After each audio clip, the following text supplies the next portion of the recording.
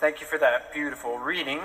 As Rev G referred to, last week on Thursday, I talked about how I went hiking and how you can either fit into kind of two categories of spirituality and nature. You can be an ocean person or a tree person. And I know that many of you were listening because in the halls afterward, you said you claimed your ground or your water. And I even received an email from Dr. Olson, and she sent me an incredible photo she'd taken in Alaska of the Inside Passage. And in the picture, the deep blue sea met the forest-covered mountains in the background. And she said, I guess I'm a water person and a mountain person. Those of you who know me well know that when it comes to categorizing people, I'm a big advocate of the both and spectrum, and I'm very suspicious of either or labels or binaries. Just because you identify strongly with something one moment doesn't mean you can't identify with something very different the next moment, or even simultaneously. What Walt Whitman said of himself is true of each of us. I am large. I contain multitudes. Dr. Olson's email also reminded me that in the Gospels, in almost every instance we find Jesus at or beside the water, the very next scene you see him going up a mountain and hiking to pray, to listen to God. 2 summers ago, I had the privilege of visiting the places Jesus called home, modern-day Israel, Palestine, and Jerusalem, the places where he lived and walked, prayed, and preached. And one of the things that surprised me most on my trip was the natural beauty Jesus must have experienced on a daily basis. Living beside the blue Sea of Galilee, walking from village to village along the mountains, I have little doubt that it was in the majesty of nature that Jesus learned to listen, learned to hear the voice of God within his soul and in the world and in others' voices around him. Nature and Jesus both teach us that listening is the foundation of spirituality. And I think it's so interesting. I want you to remember that it took Jesus 30 years of listening, 30 years before he spoke anything publicly. I imagine that it was in those 3 decades of listening that he learned to prioritize listening to voices of those who are ignored, neglected, or rejected, the stories of the suppressed, abused, or denied. In Jesus' day, not unlike our own, it was often foreigners and the poor. It was often religious and ethnic minorities. It was often women. These voices were often dismissed or left out of the conversation. But with Jesus, we find a different way of being. As the embodiment of God, so the Christian story goes, with all the power of the universe at his fingertips, it's instructive for us here today to recognize that Jesus first displayed his power by listening and allowing for those suppressed stories to speak their truth.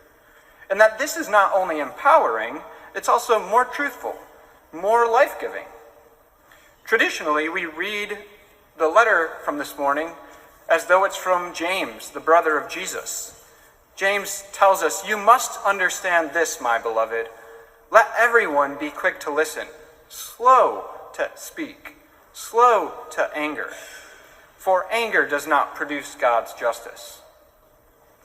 I want to close with 2 stories of how I learned to listen, where these were simultaneously lessons, but experiences of humility and difficulty on my part. I'm embarrassed to say that as a teenager, I had a tendency, and some of you may relate, to be overconfident, to be the first to speak in class, and not the greatest listener. I was kind of a know-it-all sometimes, especially when it came to the subjects I liked best, such as 11th grade English Lit with Miss Giuliano. We were discussing chivalry in Chaucer's Canterbury Tales, and my self-awareness and awareness of my privilege were at an all-time low, and my know-it-allism was at an all-time high. I made a monologue in class probably, and didn't listen to any of my peers. And afterward, the teacher took me aside, whom I love. She's my favorite teacher I've ever had. And she said to me, "Timothy, you know I respect you, I appreciate you, but you should really hear yourself. It's a shame. You're so smart, and if you ever learn to listen, you might have something to actually say." Clearly, I had struck a nerve, but she was also speaking truth. She said, "I can help you." And actually, she taught me over the course of that year by giving me books that she thought you really have to pay attention to and listen to learn to read. She taught me that listening is how you begin your spiritual journey.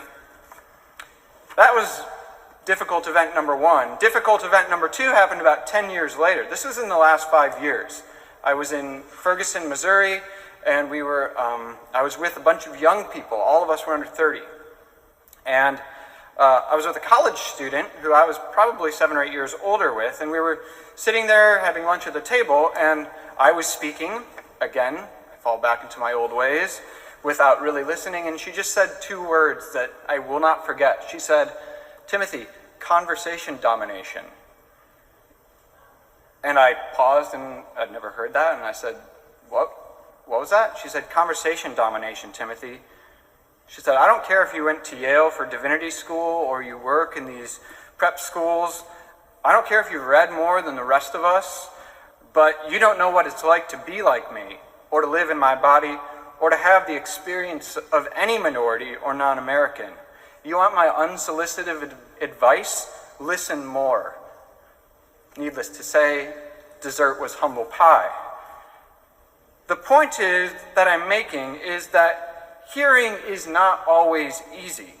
Listening, like transformation, is difficult a lot of times. I'm still learning to listen, but I give God thanks that I get a monthly reminder when months highlight voices that have traditionally been suppressed, denied, or abused, and hold them up as occasions for listening and learning new things. This month of October is not only the month of my birthday and a favorite mine because I love fall, but it's also Hispanic Heritage Month. And so it's a new opportunity for us to listen and to wonder, are we speaking too much?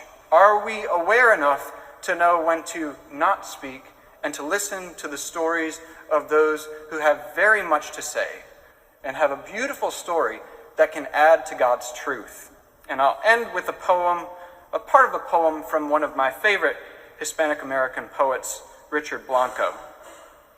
He writes, "Here the doors we open, each day for each other, saying hello, shalom, howdy, namaste, buongiorno or buenos dias, in the languages my mother taught me, in every language spoken to one carrying our lives without prejudice, as these words break from our lips.